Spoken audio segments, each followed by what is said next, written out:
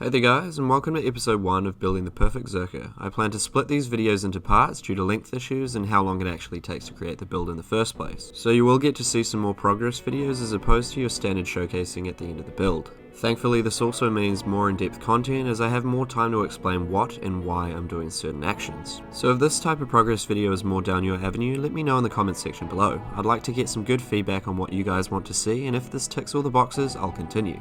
Now, without me babbling on any further, let's get right into the video.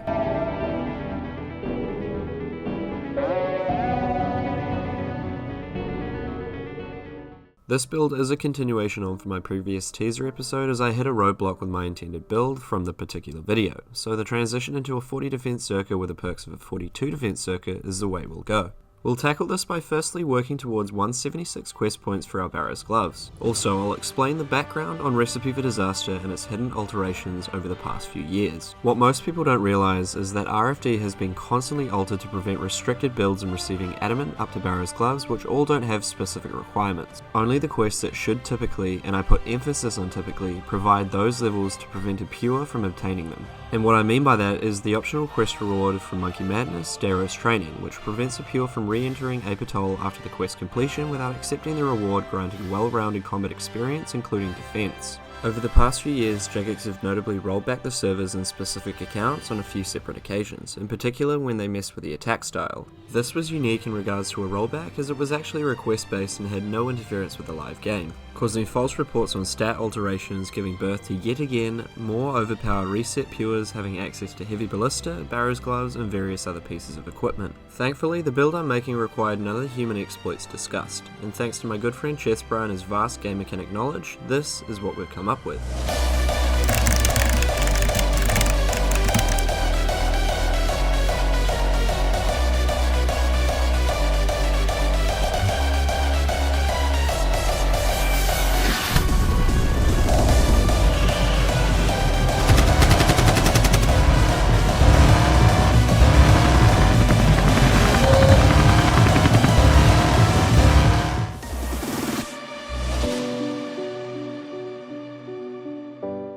All jokes aside, I can achieve this feat by using a CFT, otherwise known as a Controlled Force Teleport displayed in my level 3 completionist video. This most notably lets us bypass a whopping 20k defense experience, giving us the ability to achieve sub 41 defense Barrows gloves. Now veering back towards questing, we've got to pump out a few easy quests to work towards Barrows gloves to gather bosses for NMZ for my imbued Slayer Helm and eventually rings too.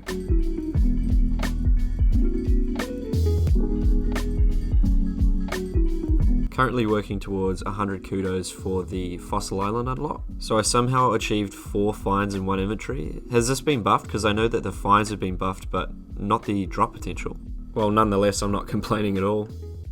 Lads, take a look at this. Do you remember the pre-renewal and pre-EOC? How good were those? I remember chatting with these back in the day, and they will legit make your trips last 20% longer, at least.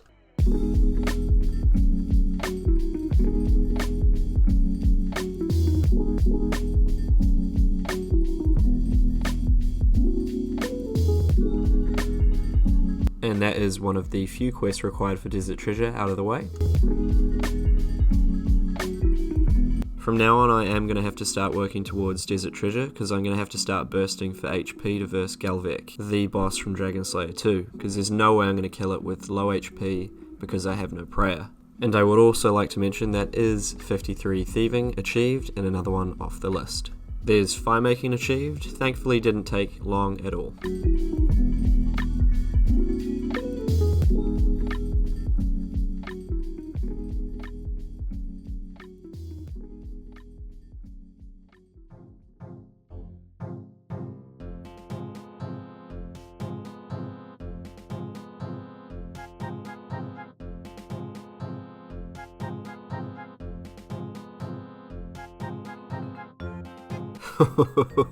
How lucky am I?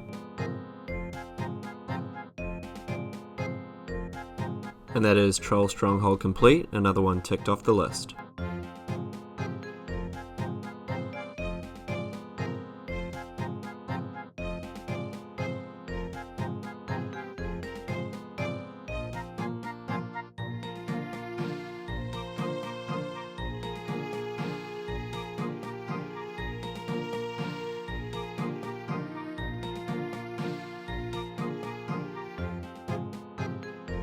And with that we tick off the Temple of Ikov.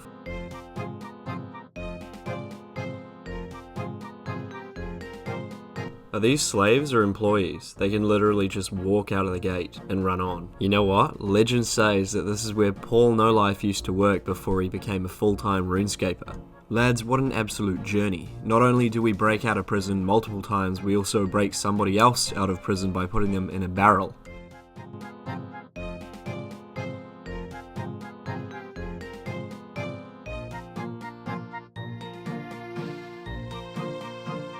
Now that we've finished up with the tourist trap, we can move on to desert treasure.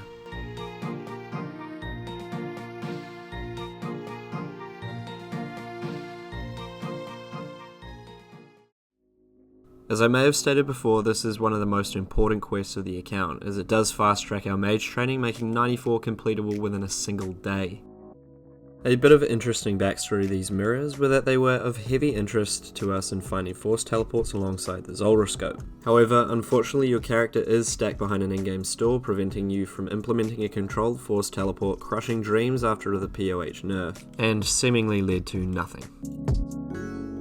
Shifting over to the Blood Diamond, which is the reason why you can't actually start Desert Treasure without the completion of Priest Imperial, regardless of whether or not you can get into Mauritania without the requirements. Dessus is definitely the easiest of the four. All you gotta do is stand behind the fence and out DPS the NPC.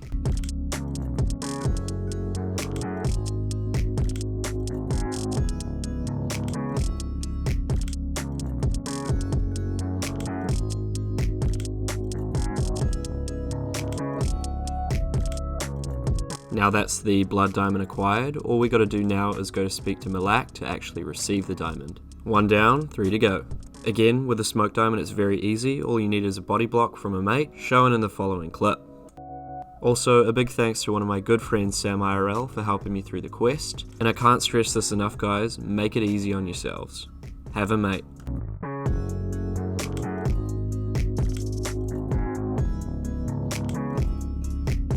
And again, one of the more simple diamonds achieved, the Smoke Diamond.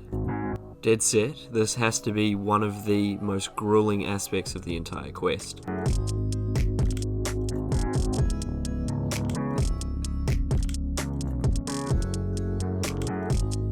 Thank goodness this only took 2 inventories, it usually takes me more or less 10.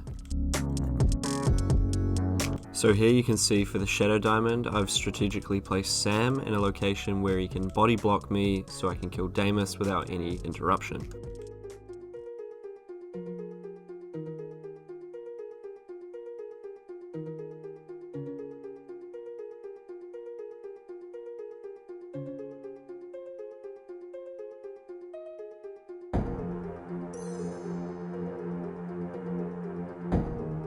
Nice and easy Shadow Diamond acquired, leaving us with the Ice Diamond to go. Now a lot of people seem to have issues with blocking the ice trolls, and this is what you're going to have to do. A body block, again, helps with everything.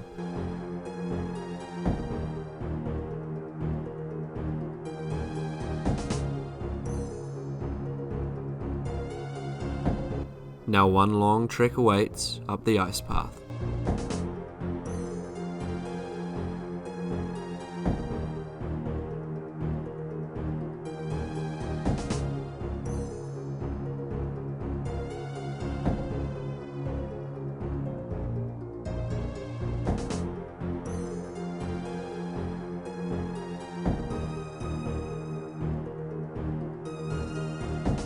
And finally, we've hit the home stretch. Let me rephrase that a little bit. The home stretch that I honestly forgot to record entirely must have been the fact that I failed so many times that I literally just turned off the recording.